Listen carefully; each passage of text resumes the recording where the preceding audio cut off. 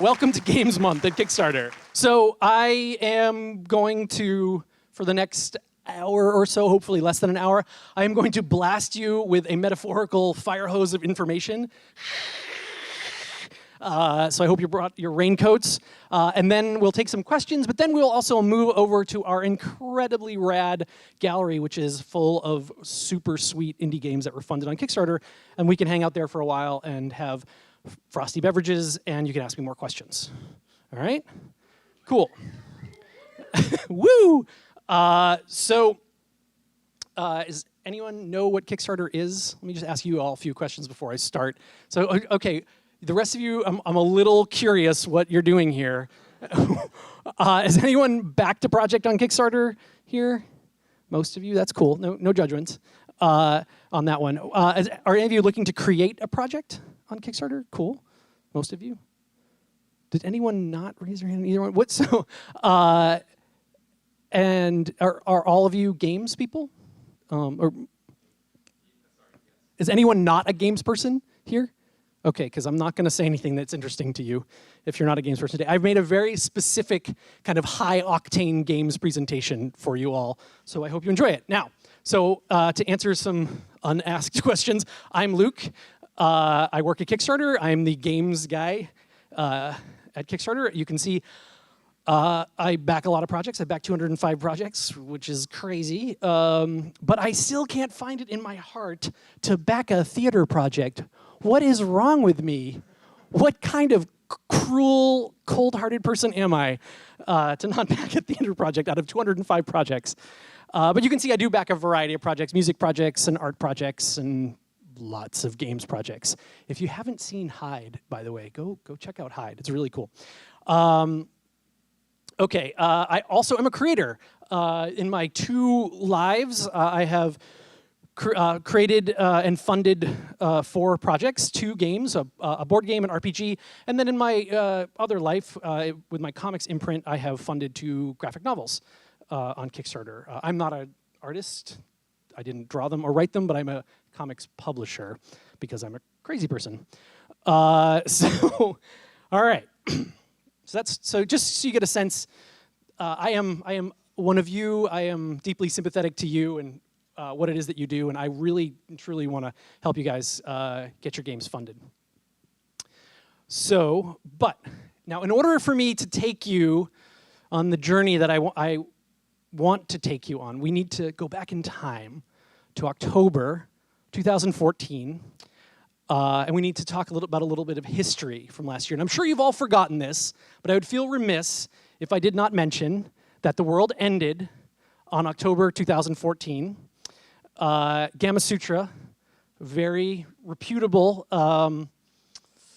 gaming journalism outlet, reported that Kickstarter was over. So I just wanted you to know this is not at all the case. Ha, ha.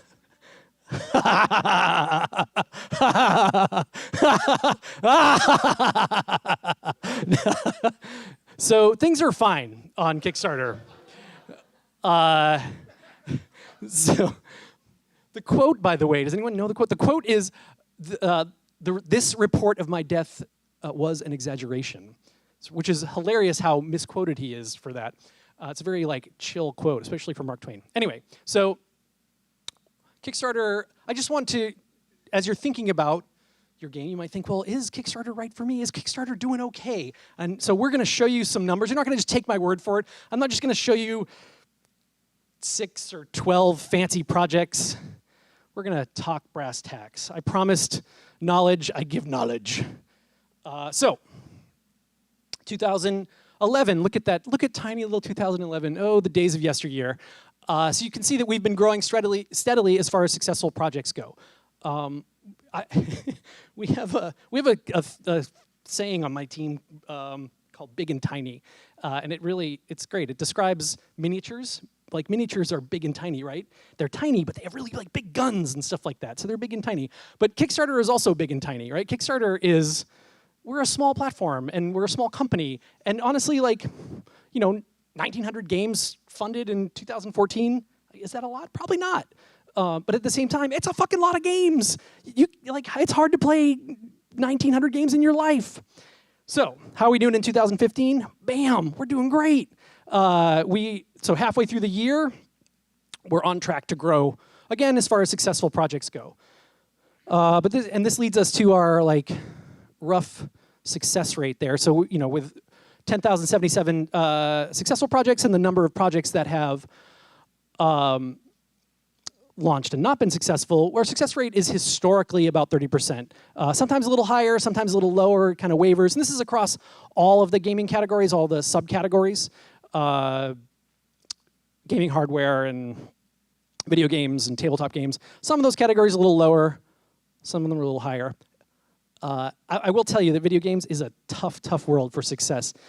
Video games, the success rate is closer to 20%, and tabletop games is a Elysium fields of paradise, of grains of plenty, of currently hovering at 53% success rate. So yeah. So rethink your lives if you're thinking about doing something else. So anyway, but even 20% is those are good odds for you with video games. So amount raised, the annual amount raised. Why? How did a fly get in here? Just messing up my presentation, Mother Nature. So we're doing fine. This is the amount pledged. That is not the amount raised. That's wrong on that slide. It's the amount pledged. So really the question is, what the fuck happened in 2013 where it was such a huge year? Or what's going on this year? Because this year we're already, and this number, this fabulous, fine, fat number for 6 months out of the year doesn't include Shenmue or Bard's Tale. So we're already past last year as far as the amount pledged on Kickstarter. So we're roaring ahead. And this puts us at $326 million lifetime pledge to Kickstarter. Yay! Okay, cool. Right, so this is another big and tiny number, right? This is a lot of money. At the same time, GTA raised this, the first hour of their launch, right? Counter-Strike, whatever, shits this money. So it's weird. It's a lot of money. But games is a vast ocean of different depths right now. But so who are we?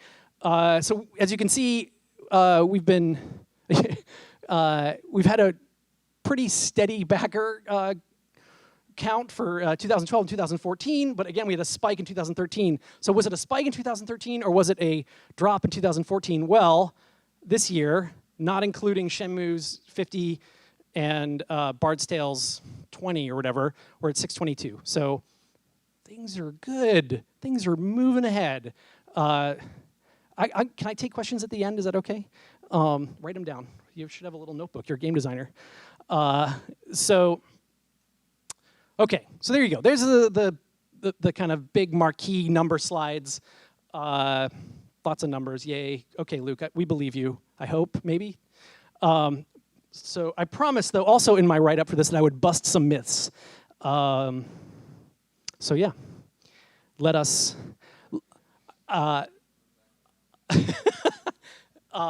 That's already done. It was an episode of Mythbusters. So I'm going to take you guys through some questions I get, or complaints, or gripes, or what do I do? And then we will kind of drift from there into some best practices about games, and then I will leave you with a very serious list of considerations, and then we'll be done. Okay, so this is one I hear all the time. Someone actually said this to me the other day when their project was unsuccessful, that Kickstarter's only for Shenmue. Shenmue disagrees. Shenmue wouldn't be here without the 819 games that funded, like Perception, in 2015 from raising between $50,000 and $250,000, right? So there's this bias, there's this observation bias, right? We see these big games come through, we see the Shadowruns or the Shenmues or the Bloodstains come through, and we think, oh, well, Kickstarter's not for me anymore, it's just for those people. But, between Star Mazer and Umbra, Perception, and literally hundreds of other games, it's just not true. The vast majority of games on Kickstarter are, setting modest goals and raising, and raising them, and hitting those targets. So Kickstarter, it is a very flexible platform. Like if you're raising $1,000 or $10,000, great, no problem. If you're raising $50,000, $100,000, totally doable. Maybe you have to work a little harder. It is not a money faucet. Kickstarter is not the I have a great idea money faucet, and you talk to it and you turn it on and the money pours out. No, it's like it's fundraising. You have to have friends and know and at least know how to ask people for money and have a good idea. Sometimes have a good idea. All right, we'll get back to that. All right, so rewards. People ask me all the time about rewards, and we have these stats that we throw around at Kickstarter. That $25 is the most popular reward on the site, and $15 is the most popular reward in video games. But people say, well, what should I set my rewards at? So I went for you, and you, and you, and you, and you. I went and I looked at the goddamn data, and we're going to look at it together now because I couldn't make sense of it. No, and we're going to look at it together now because it's really interesting. So I broke this down. I broke the rewards data down into kind of two buckets. What do creators put on projects and what do backers back? Right? So the first bucket is y'all creators. So in 2013, the most put reward, like the reward that creators put on their project the most was the $25 reward, right? Oh, I'm at laser. This is great. Gonna burn a hole in the screen. And then right, and so it's $25, $50, and $10 were the most used rewards by creators. But you can see that this has shifted. In 2015, people liked the $1 reward. And in 2014, people really liked the $10 reward. So this is what creators think is going to make them the money. But what do people back at? Well, there you go. So in 2013, 213,000 people pledged for $20 rewards, right? It's 20, 25, and then 15. 15, coming in low. So 2014, $15 was essentially tied. Right? I mean, that's statistically, that's a fucking tie. They would have to be like, the Supreme Court would have to be called to break that tie if this was an election. So 15 and $20 were tied in 2014 as backers, but check this out. And this I really like. I'm gonna go over here because I don't wanna hurt my neck. Check this out. So 2015, $35. What is that? Well, we'll talk about that in a second. But $35, then 20, then 15, still holding strong.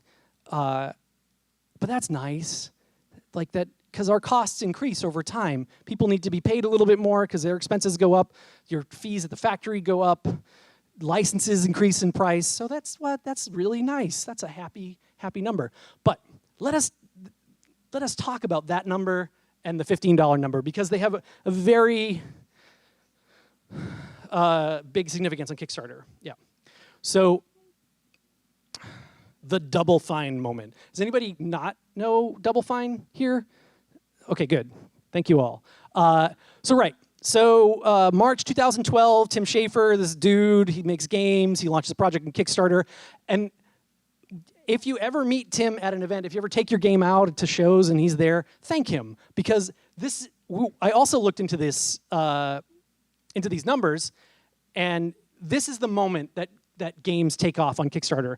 Like I have a little chart that one of our data guys pulled for us, and games are kind of for January and February and the beginning of March, games kind of bumping along, doing the same thing, and then games just once Double Fine launches. And Double Fine sets the tone for video games, essentially, and it has continued to set the tone.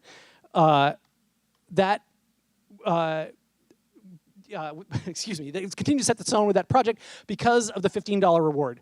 That $15 reward was the most popular, the most popular reward tier that year, and therefore it has gone into all of the data, all of the scrapes, everybody looking at it, everybody points to video games on Kickstarter and says, $15, bah. That's what it's got to be, and that's Double Fine. So what happened this year? We had a new moment. We have a new big dog. We have our big cat. Exploding Kittens launched in, I think, February, and they raised $8.7 million. It was the biggest games project on Kickstarter, and they have 219,000 backers. Wow, what a great thing. It's the most backed project on Kickstarter by like a mile. The next closest is Reading Rainbow by LeVar Burton, and I think that's hilarious because so you have Exploding Kittens and then literacy programs. These are our priorities.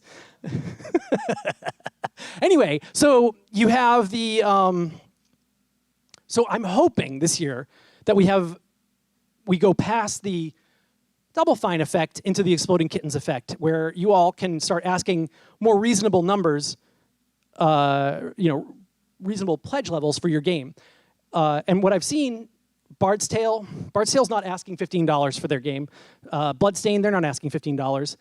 I think Bloodstained was asking like 28 or something. And the tabletop people, we don't ask 15 for a game. That's crazy. Can't make a game for $15. So I'm like, your work is incredibly valuable. It's way more valuable. Like in games right now, there's just a race to the bottom for pricing, and it bums me out because as a game maker, I know that it's hard to make games and it's hard to make ends meet. So I'm hoping that Exploding Kittens kind of gives us all permission to ask what our game is worth. Okay, so rewards. All right, now next, day one. So let's talk about day one. So if you don't fund on day one, you're dead, right? You're done. You should cancel your project. Forget it, right? No. This is an easy myth to bust, right? Erin Reynolds funded her project on the last day for Nevermind. Why? Because 75% of projects fund after day one. Like from days 2 to 30 or 2 to 60 or whatever, that's when most projects fund. Like there's this myth, like, and especially like crowdfunding experts will come and tell you that you need to make so much on day one and blah, blah, blah. It's bullshit. It's all complete observer bias fabrication. They're trying to sell you something. It ain't the truth. So it's hard work, and you gotta it's nice to fund on day one. I've had one of my projects funded on the first day and one of my projects funded on the last day. And I would much rather have the first, but the latter taught me a lot. When you're asking for more money, this shocker, it takes more time to raise it. We're not all Shenmue, right? We don't have 15 years of fans just waiting for, for us to launch a project. Like some of us, I mean, this is Inafune-san, so let's keep an eye on this one. But when you're raising hundreds of thousands of dollars, you have to do a lot of work. You have to reach out to a lot of people. You have to have a really momentous and eventful project to get things going. So yeah, so don't worry if you don't fund on day one. Keep at it. All right. Next up, some updates. I love Rain World. Anybody back Rain World aside from me? I backed it, yeah. I have the demo here in the gallery so we can play it afterwards. It's fucking amazing. Anyway, so people ask me this all the time. Or actually, that's not true. Smart people ask me this question, how many updates? Most people don't even think about their updates before they launch their project. But you all will now, and you will be my warriors, my minions. You will go into the world and you will tell people to think about their updates before they launch their projects. But how many updates, Luke? How many do I do? 1 an hour, right? So because that's what everybody loves being spammed by you. So I went to Mysterious Data Guy once again, and I said, Mysterious Data Guy, how do we measure this? And so we looked at it, and we found out that while live, your successful projects are updating every 2 days, roughly. This is the average. The median, though, is every 3 days. So it's not too much of a variation for successful projects.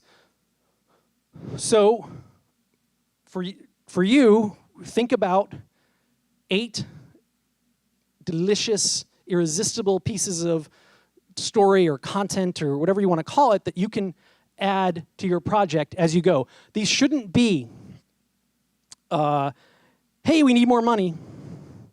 You know, there shouldn't be, oh, hey, thanks, we're halfway there. Those are nice, but they're not the kind of updates that are really going to make a difference, right? You want to give your, because updates are going to go to your hardest core. They're going to go to the people that are already on the project. So you want to give them something that they can talk about, right? Where 3/4 of the way through their project, they're tugging their friend's sleeve and going, hey, check this out. This is really cool. Back this project, right? You want to let them know this is the thing, the key.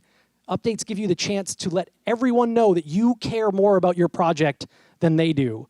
And it's so important, right? If you just launch a project and be like, yeah, whatever, funds, whatever, you're hurting your chances.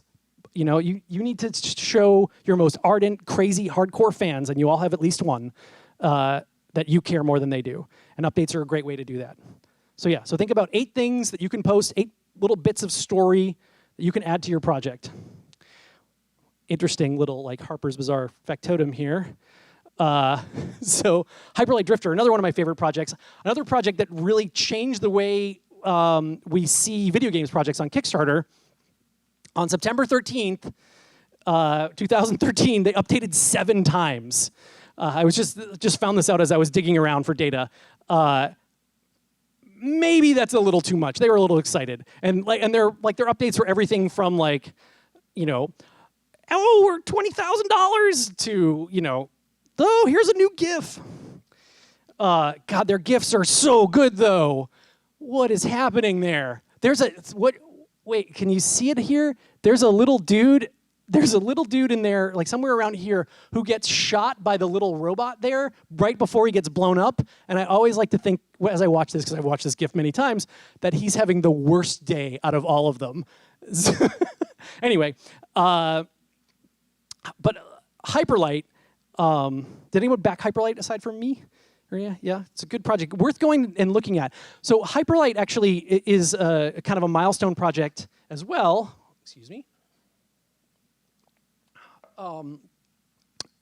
Because they changed the visuals of the project. They're really the first breakout project to put GIFs like this in the project body with either looping little scenes like this or character animations, and suddenly everyone was doing it. Suddenly it was required.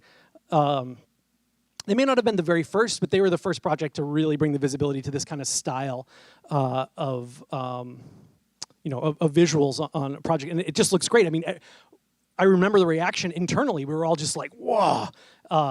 And so fun to watch and so fun to look at. So, and I'm not saying, by the way, when I say stuff like this, I'm not saying be Hyperlight Drifter. I'm saying think of a way that you can express your idea and your project and, that no one has used before.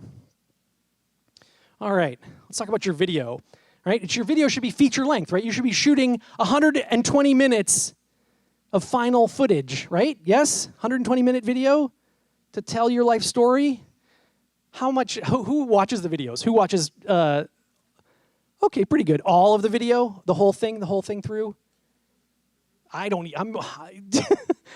watched thousands upon thousands of these things, and I can't even watch them all the way through. Yeah. So we're going to deviate a little bit from data, because the data is super hard to pull for this, into just kind of good old common sense and Luke pleading with you. Excuse me, I burped into the mic. Hey, Owen, I burped into the mic. All right, so here's me begging you on my hands and knees to do some things. And we're going to talk about this for a few minutes. Right? So tell the story of your game in 15 seconds. And if you can't do it, find a way to do it. Then tell us how to play the game. And you see, they're different. The story of your game and how to play the game are different. Then tell us who you are. And then tell us more about your game. Before I rant about this, and I'm going to go off on a bender, let's watch a good project video.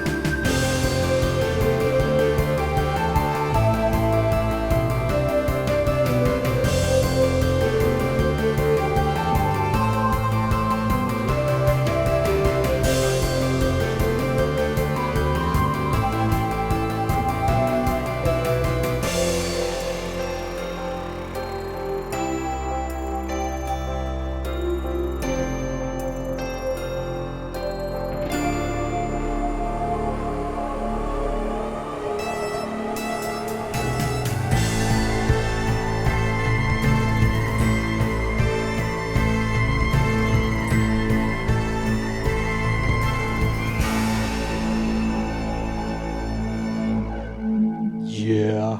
All right. So I'm gonna pause a moment. All my helpful peeps here, give me some whiteboard. We're gonna get all whiteboard with this shit. All right. Ooh, project videos. I watch a lot of project videos, and I thought that maybe I could give you some tips about what I was saying. So let's.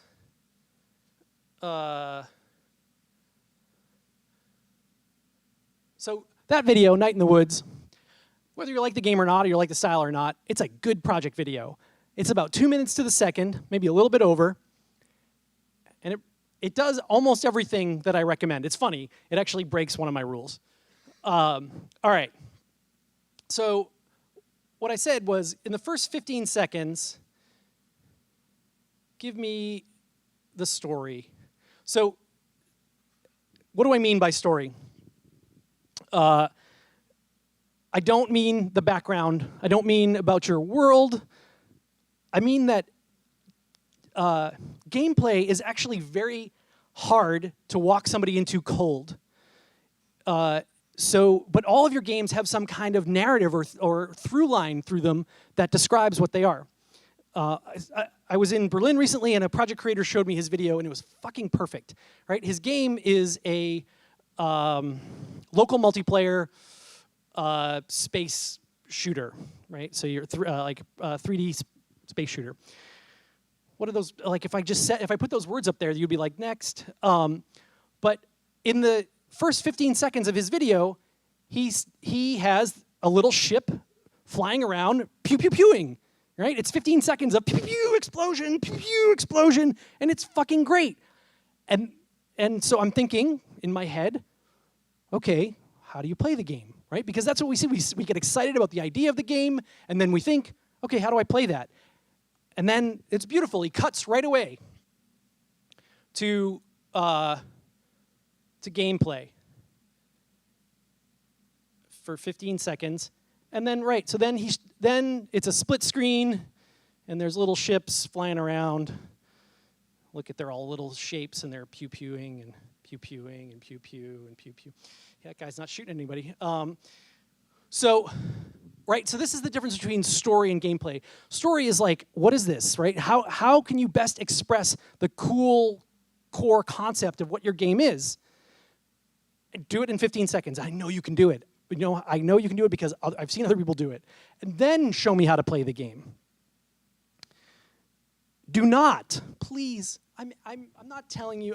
There's no law. I can't come to your house and take your hand off the editing software. Trust me. I wish I could, but here and here and yeah, and here, anywhere in here, don't give me a roll-in. I don't want a roll-in. No one wants a roll-in. No one knows who you are. No one knows what your cool company name is. I know it's a really cool thing, and I know you spent a long time designing your logo. I spent years designing my logo, but like, don't do 15 seconds of logo roll-in. This is the internet. People have already moved on. They've already skipped your video. I get to see the stats for how for video completion. It's not pretty, so you got to hook them. You got to hook them instantly. No roll-in, right? Don't start any. I saw this with a great project, and actually it happened to be another German project, a really, really great project, and they started right with gameplay in their video. Great game, great project, but man, people could not get it. They couldn't understand what was going on because the game, they didn't walk them into it, right? So don't make the mistake of going to gameplay first and then saying, hey, we need money to so we can work on this full-time in our underwear. I know that's the subtext to it all, trust me. So, right, then you. Now, these are all equally important, right? You can have a little credit roll in here with your super cool logo, but to cut away to you, and then take me back to gameplay. But this part, I don't care if this is 15 seconds or 30 seconds or a minute. It's actually super important. This is a Kickstarter video. Find a way to tell me about you. Now, Night in the Woods, they break a couple of my rules, right? They go story, and then they put themselves in here. They do about 5 or 10 seconds of credit roll, more story, and then gameplay. They glide right into gameplay. It's really beautiful. But a Kickstarter video is so much. A Kickstarter project is about you. It's so vital that you tell everyone who you are and why they want to support you. And they do. They really do. They love your idea, but they also want to love you. I promise you that the people who are backing your project are really excited about getting the opportunity to learn about you and to be a part of making your game. I'm not joking. This isn't inspirational talk time. I'm dead serious. It's just not the same without this.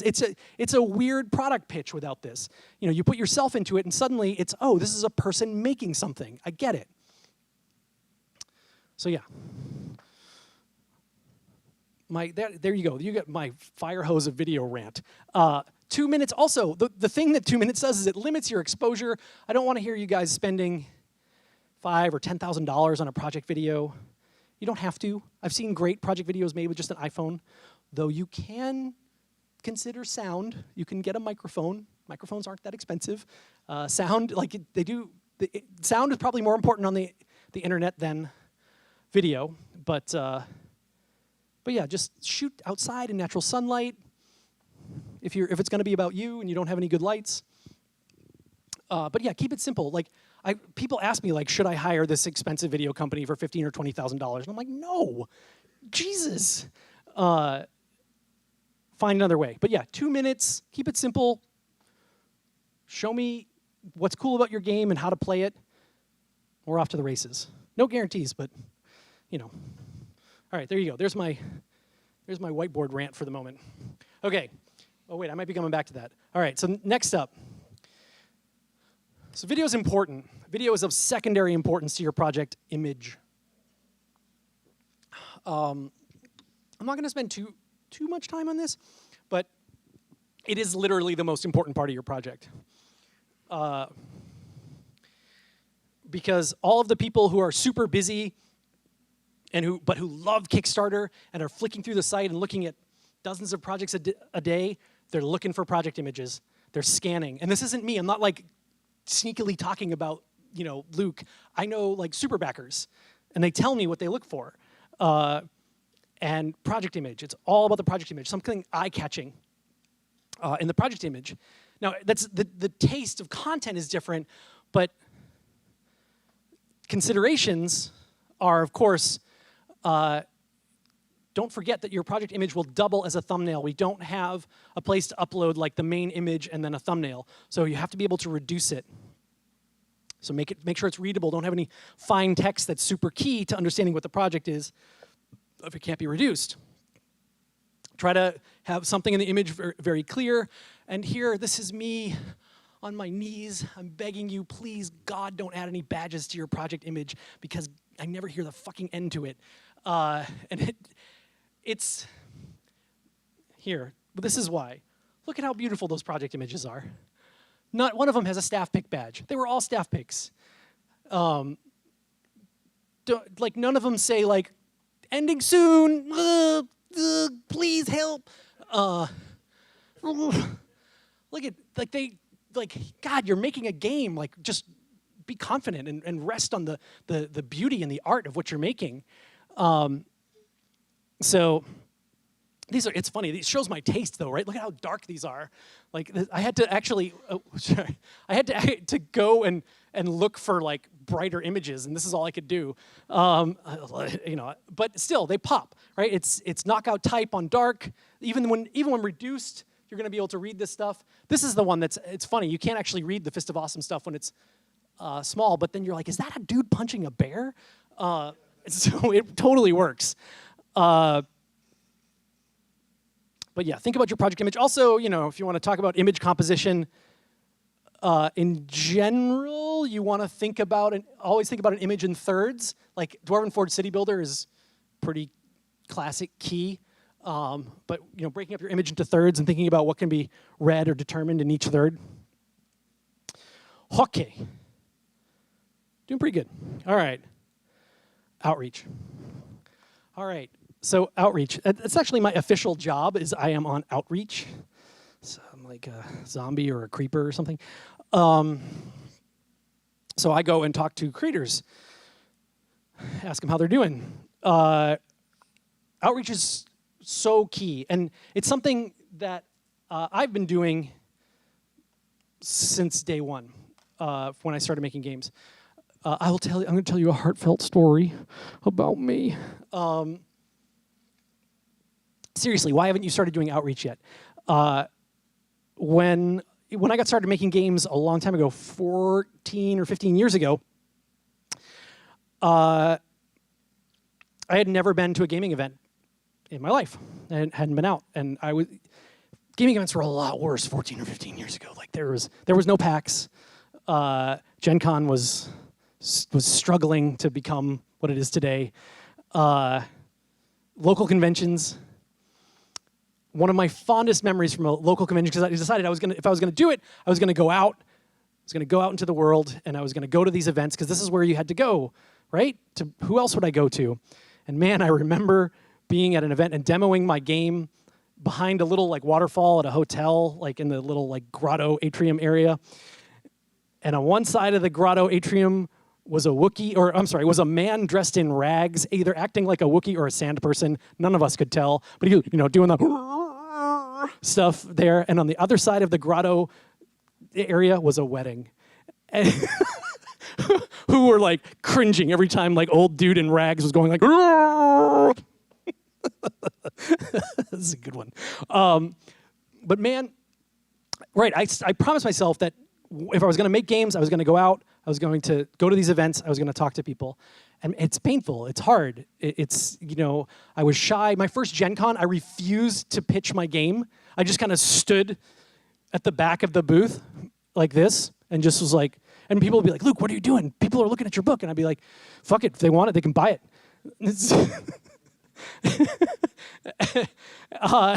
My friends were very nice and they pitched my game for me. But I learned very quickly that this was key. Like this was key survival behavior for any games publisher at any level. Being able to go to an event and interface with the people who are interested in your game, being able to talk to them like a human being, let them know that, you know, you're interested, that they're interested in your game, that you're excited about this. And I realized that it didn't matter how many, really. I went to some really fucking shitty events and did like some long hauls and long afternoons. But my benchmark, my like sales benchmark or whatever at these events was one person. If I could get one person to go home with my game, it was worth it. And it so was, because that one person cared. That one person was genuinely interested in what it was that I was doing. And they would go and they would get onto internet forums or whatever, and they would go and talk about the game. They say, hey, I met this creator and I played this game. It was very interesting. What do you guys think? And I mean, and it totally paid off. I mean, I'm not a rich or famous game designer, but I have a community around my games, and it was built from going to events and talking to people one-on-one and sitting with them, playing the games. And you can do this. This is what I love about games, is you can do this with any type of game. I don't care how weird or rarefied or electronic or whatever. You can take your game or some facsimile of it and sit down with someone and say, this is how you play my game. Let's go. Let's try.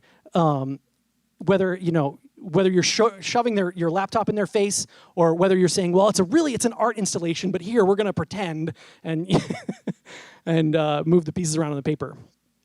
So outreach for your games, like, it's something that you need to be thinking about immediately. Now you need to get out into the world, go to events, talk to people, talk to organizers, talk to people who are involved in the community, and then get their email addresses so you can email them when you launch your Kickstarter project.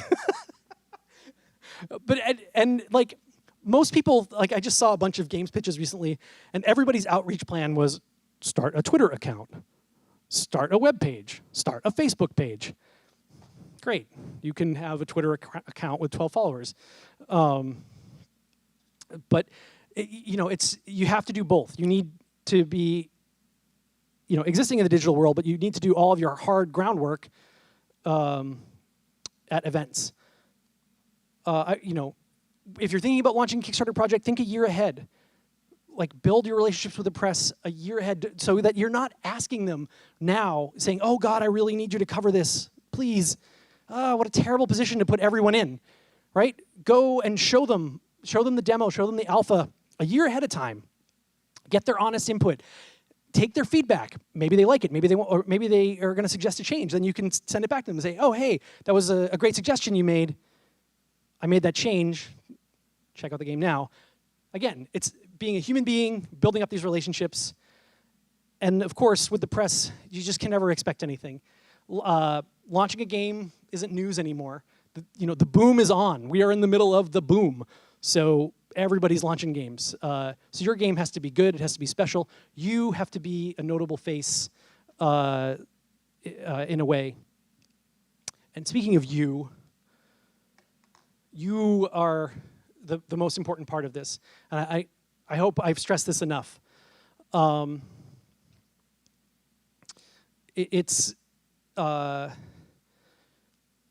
would rather be in my little fortress tower right now with the lights dim and in front of my screen pecking away at my games.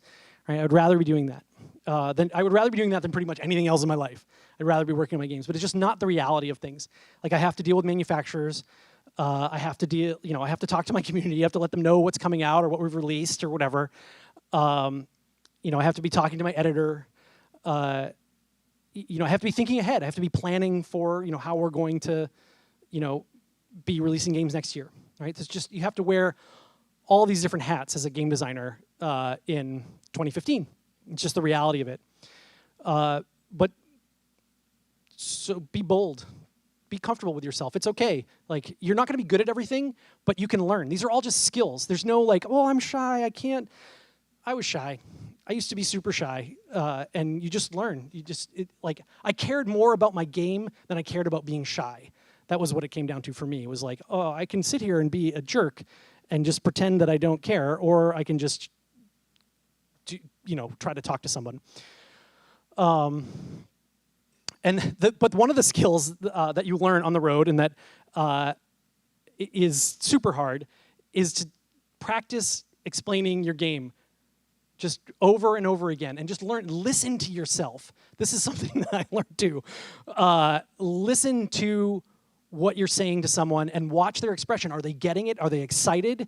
And then you don't have to, not everyone's going to be a home run. You're not going to hit every time, right?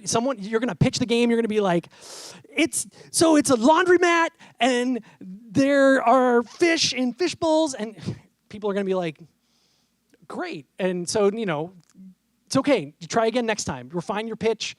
Remember what you said. Remember that, okay, that didn't work. The game doesn't have a laundromat in it anyway. Why did I even say that? And then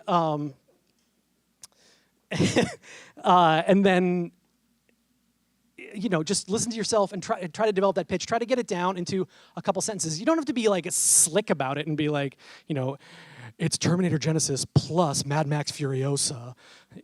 like nobody wants that. They want to hear about you and your game, but it does take practice. It's not. So don't expect to get it right the first time. All right. It's hard out there, humans. I'm gonna leave you with 3 kind of hard lesson truths, and then you guys can ask me some questions. 1, on Kickstarter, as in life, there are no guarantees. I wish I could say that all of you will be successful, but it's not the case. We just looking at the numbers, it's just not the case. But it's not the end of the world. It's also important to know that in the world of no guarantees, all the things I said to you, at some point, they're all going to be wrong. Everything I said is going to be wrong. Some of you are going to launch with a 20-minute video that's just a credit roll, and you're going to make millions of dollars or something, or be completely successful. Some of you aren't going to explain your game at all. Some of you are just going to, put a static image up that's like a black dot in the middle of it, and you're going to be fine. There's no one right way to do this. That's really one of the most fun things about this, is we're like 5 or 6 years young. So everything is changing all the time. Everything's evolving. People are finding new ways to express themselves and new ways to use the platform. So surprise me. Surprise the fuck out of me, and you'll probably do really well. And remember, it's all right to fail. We are so lucky in games. My lady is in film, and then we have a film team. And failure in film is like the end. It's the worst for them. They literally say like, I can't fail. I can't fail this project. And it's like a death sentence for them. They're terrified of it. And for us, failure is like, that sucked. Oh God, that month was the worst. Oh, but everybody wants me to relaunch. Okay, well, we'll relaunch. Failure, it costs very little in this. And a lot of projects relaunch and do just fine. Like Coolest Cooler, one of our biggest projects, was unsuccessful the first time out, and then it went on to raise in its second launch like $10 million. But one of the things I didn't know, that like Five Nights at Freddy's was a failed Kickstarter project that got like no backers because it was a terrible project. I reviewed it. It's like a murky image and doesn't explain anything and no video. And shocker, it didn't make any money. But now it's this super big deal. So you'll be fine. It's lonely out there, but I'm here for you. All right, cool. That's all I got.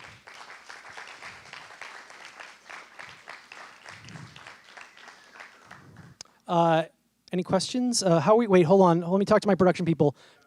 We got a question mic. Okay, so Keston will come to you with the question mic. I'm Keston. Hi. Can you describe some of the differences between some of the projects that had an initial failed launch but then went on to be successful? Sure. Projects with an initial failed launch that went on to be successful.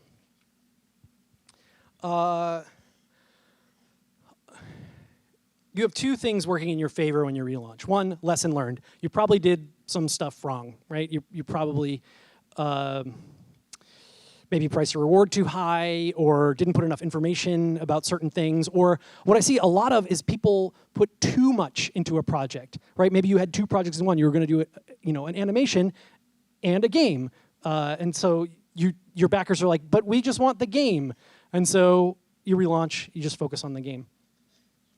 Oftentimes, you learn a lot about your efficiencies when you're running a Kickstarter project. You learn about your budget and what things really cost. Or someone will come to you and say, hey, this seems really high. Have you considered this other option? And so you'll rebudget, and you might find out that your goal can actually be trimmed by a little bit. Also, you might find that your project is a little fat in that, like, yeah, we're going to offer, maquettes, 36-inch maquettes for $3,000, but we have to add them to our budget because otherwise, so you might be able to get rid of those and focus on what you're making, which is always, with all of your rewards, forever and ever, just focus on what you're making, especially for your first project. Don't make a graphic novel or an art book or maquettes, or don't hand knit or stitch anything. Try to think ahead into the murky future, and none of us can predict the future, but I can predict that when you're successful and you're 18 months into your project and you're 6 months late and you're just in the pixel mines, pixeling away going, I'm gonna finish this if it kills me. The last thing you wanna be doing is crocheting something that's not part of the game. And I'm not knocking crocheting, I love crocheting, but just focus on what you're making, especially for your first time out, and it'll help you understand.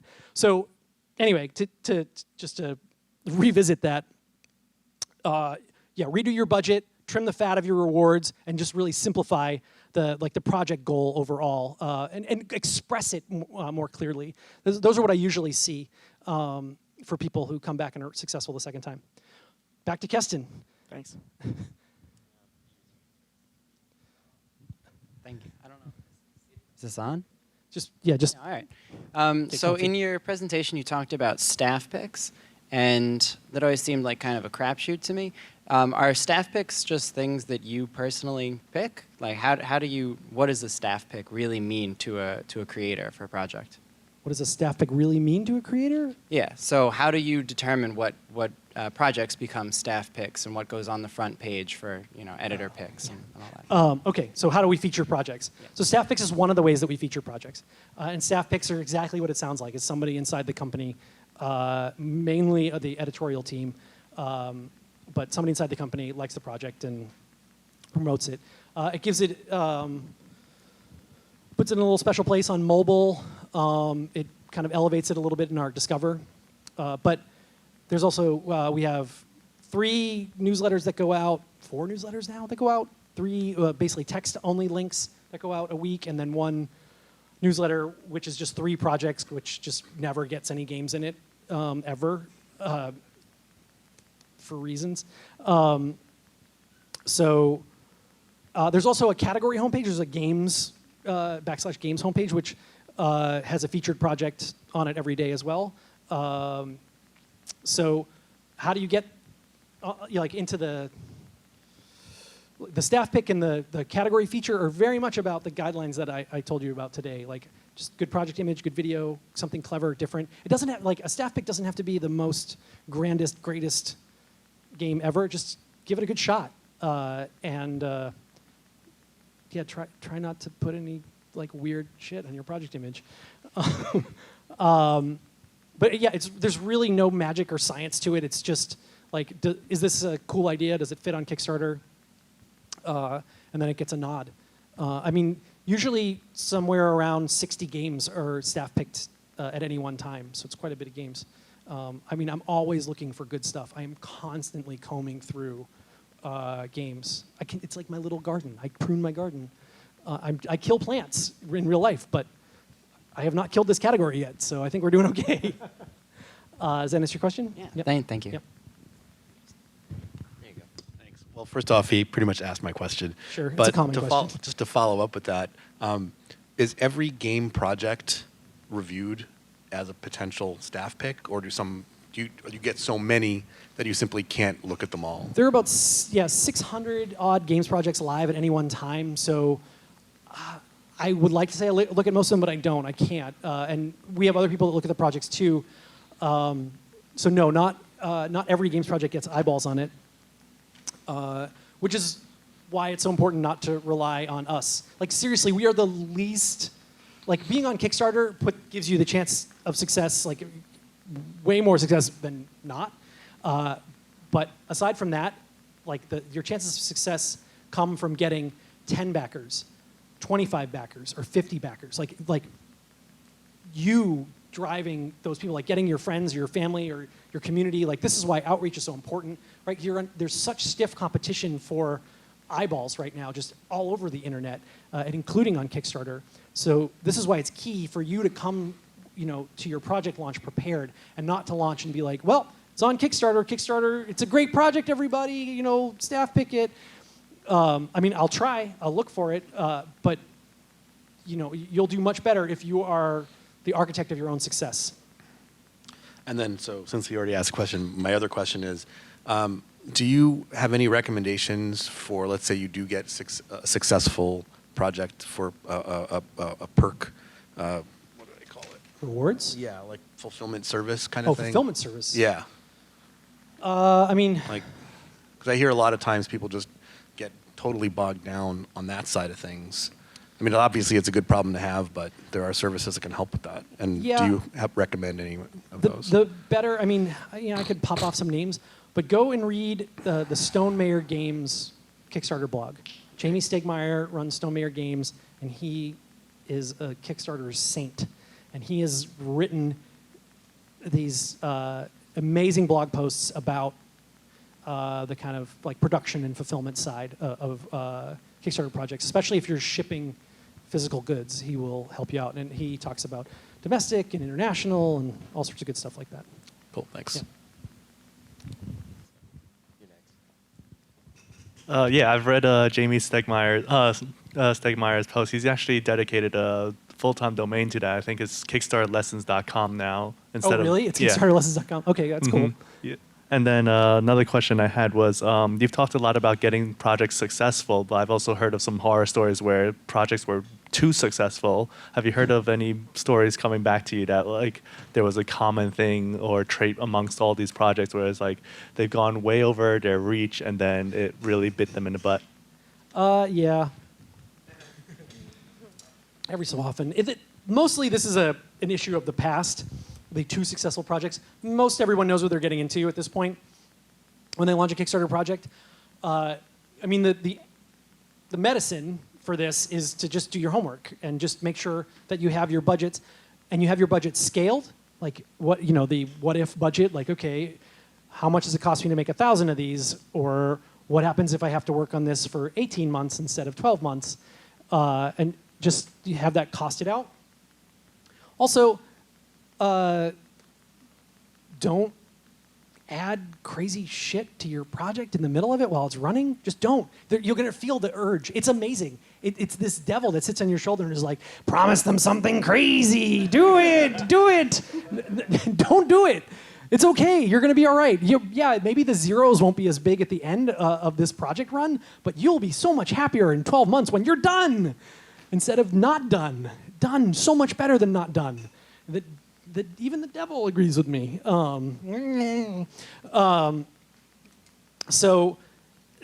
Just plan ahead, do your budgets, like seriously. I asked people a couple of years ago, like, so who wants to tell me about their, like, how they budget their Kickstarter project? And it was like crickets, crickets.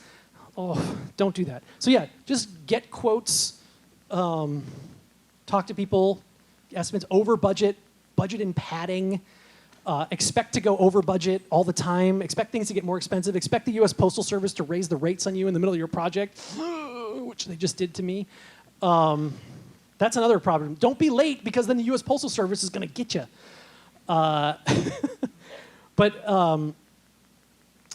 So yeah, being too successful. Like if this was tech or like if you guys were like really manufacturing stuff like toys or whatever, there's this weird point where it's like, it's easy to make it's really easy to make like a couple of a thing, and then it's doable to make a few hundred of a thing, right? And it's easy to make 50 or 100,000 of a thing, but it's really hard in like when you're in product to make like 1,000 or 5,000 or 10,000 of a thing. It's actually almost impossible to tool up a factory with the money that you're going to make on Kickstarter for those levels. But most of you aren't going to be in that world, I hope. If you are thinking about doing like something with a major toy factor, come talk to me, and I will shake it out of you. But anything like books and dice and obviously digital goods that's super easy at whatever level that you're working at. So there you go. So basically, plan ahead. Oh, okay. Look at the handoff. Have you noticed with video games any correlation with other communities, like using like Steam, Greenlight, and stuff like that? Is that you notice that more successful games start from other communities, like gaming communities like that, and then go for Kickstarter once they've developed a community, or is that something you see a trend in, or? Oh yeah, totally. Steam is a great resource, and if you are thinking of developing a digital game, think about using Steam. The PC market is crazy right now, and Steam is just a great platform. It's very easy to use. It's very creator friendly. Like Steam, you can just download all the codes and send them to your backers. Whereas if you're using iOS or Google Play on iOS, it's really fucking hard. You can only download the codes for the country that you're in. So you have to have, which is crazy. It's digital goods. You can send them anywhere, but not on iOS platform. And on Google Play, there's no codes. So you have to develop your own launchers and all this other stuff. So anyway, so Steam is a great resource, and I do see lots of projects doing like an early access style launch, and then building up a community there, and then going to Kickstarter and using that community. I mean, it's a smart thing to do. It's essentially a form of outreach. You're building that community. You're tapping into the greater community of Steam. Drawing off the people that are interested in your game, and then bringing them over to Kickstarter. Yeah, I've seen it work.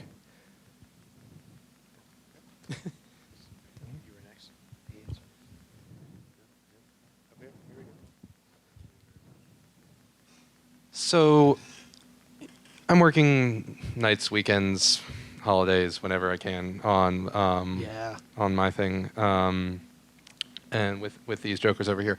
And my question is, so the early access plague, which is going on right now, where there are games which are done entirely and still in early access, not at all done and still in early access on Steam and everywhere. And on Kickstarter, there are demos, and some that are not demos, some that are alpha. What is, in your opinion, a good place to be in the development cycle for when to start putting stuff on Kickstarter, on Greenlight? That's a great question. So, right, when do you launch? When do you start showing off your game on Steam or Kickstarter?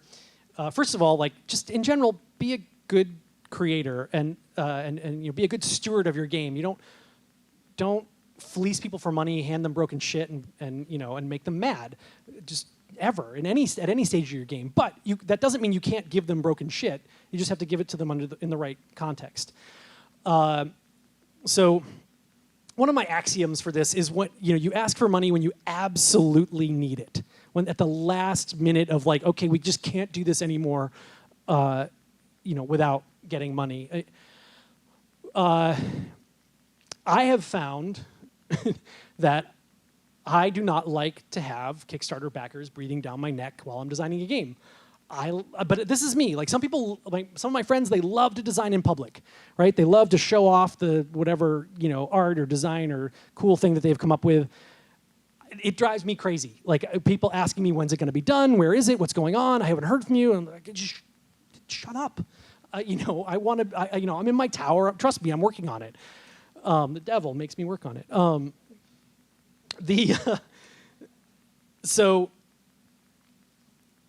So yeah, like that's generally like the kind of two rules is when you need it. Also, like just remember that whenever you launch, at that moment you're basically inviting the world into your game studio, and they're going to get to sit there and be like, "So how's it going? How's it going? How's it going? Is it good? Is it done? It looks good. It's good." But also, just let me touch on like, do you need a demo to launch? No. Zero, God, no. I saw Jesse Shell, is that his name? The futurist, Mr. Shell? I can't remember his first name. Anyway, I saw him talk at PAX Dev a couple years ago, and I don't really buy his gamification stuff, but he did break games down. He had a beautiful little breakdown of games, and he had he broke it into trailer, demo, and both, I believe. And he had all sorts of charts and graphs for like most successful launches for games. So wait, do you have a, do you launch this with the trailer? Do you launch this with a demo? Do you just launch with both? All right, so let's. So who thinks just launch with a trailer? Okay. Who thinks launch with a demo? Brave. Both. Split in the middle. All right, trailer people. Majority wins tonight.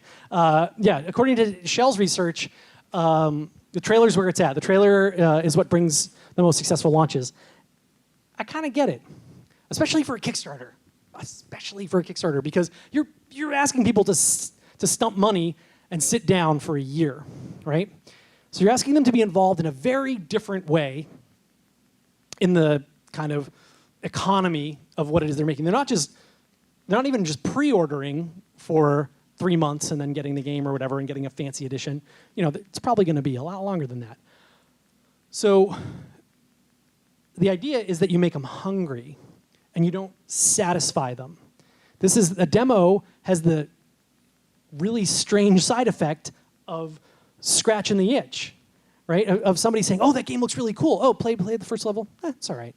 It's cool. And then they're done.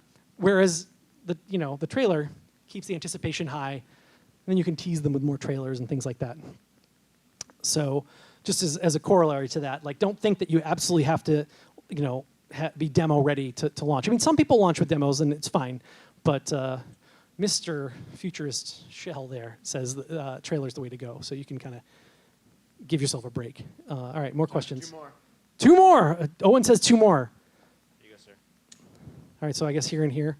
Cool. So you gave us a really cool breakdown of putting together a video, but it seems to be tailored towards video games. How do you think that's different for board games? It is not different. Don't think that. You're better than that, sir. You can. It is. I grant you, it is challenging to shoot board games. We know this because we just did it. But it is possible, and so do a little animatic. Get some of the art and have the Duke art talking to the Queen art. And be like, no, you will not win this power struggle. You must go. You must give me the treasury. And then gameplay. Board games actually totally win at this because video games, we think it's cool. It's like a movie and thing. Actually, watching video game play on a screen, like, you got to be into it. You kind of have to know what's going on. Like watching League of Legends, if you don't know what's going on, it's inscrutable. So, but this is where board games have an edge. If you do it right, what you have is 3, 4, 5, 6 people having a good time sitting around a table, right? It doesn't even matter what's going on in the game. That totally moves games. I know this from experience. Showing people having a good time playing your game is the best. I mean, this is why, like, PewDiePie is such a star, right? Because he turned the camera on him, and it's about him, making faces at games. So, it is like, it is difficult for any game creator to really take a step back from their game and figure out how to express what is cool about the game, and in a way that people that don't understand, don't know the game can understand, rather. But it is possible, and my format still holds. You can do it. One more Question. Who's the last one? up here, I guess. Going back a moment to the trailer demo question. Sure. I am looking to relaunch my second game. The first Kickstarter for it failed. My first game succeeded. And the most common feedback that I got for what was wrong with the first campaign for this was that there weren't any third-party reviews of it using like a full color, looks like it just came out of the box in the store copy of the game. That's them board game people. Yeah. I could smell them from over here. F them. Find another way around it. Because, first of all, if I want you to think, the rest of you, the rest of the room, when you see a board game project that has a janky prototype, right, that's paper and people pushing it around, I want you to challenge your game design instincts and look at it not for the cool art, but is that good gameplay? I actually love seeing these projects on Kickstarter where the prototype is very basic and it's clearly handmade. I think it's so cool. That's design right there. That's just pure design. But I will tell you, backers do not like that shit. So commission a cool piece of art, get it out there, and then figure out a way to get to events and record people having fun with the game. Like, man, I haven't had any of my games reviewed. I mean, people have reviewed them, but I don't send them to them for review for my Kickstarter. Like, F that. Tom Vassell reviewed Bycatch, which is this really cool game about drone surveillance, and he didn't like it. So what the hell does he know? Like, that's the thing. Like, all reviewers have taste. You're going to have to find a reviewer that has the taste for your game. I mean, and if you can find that person that's great. Like, I back in 2003, I found a reviewer that had a taste for my games, and it really helped. It actually, I went from 286 units sold to 700 and whatever units sold in the next year because, of these reviews. So it does help, but it's not, you don't need them anymore. You have all of Twitter and Facebook and your own like video production means to create these assets and essentially mock up what that person's looking for. And also those people who like are demanding, the board game geekers who are demanding reviews on independent sites, like they're a tiny minority. They're not required for you to be successful. Fuck them. All right. Cool. All right, thank you all for coming. And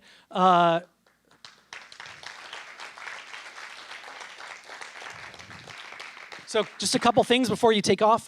You come play games with me in the gallery. We're having many events here this month.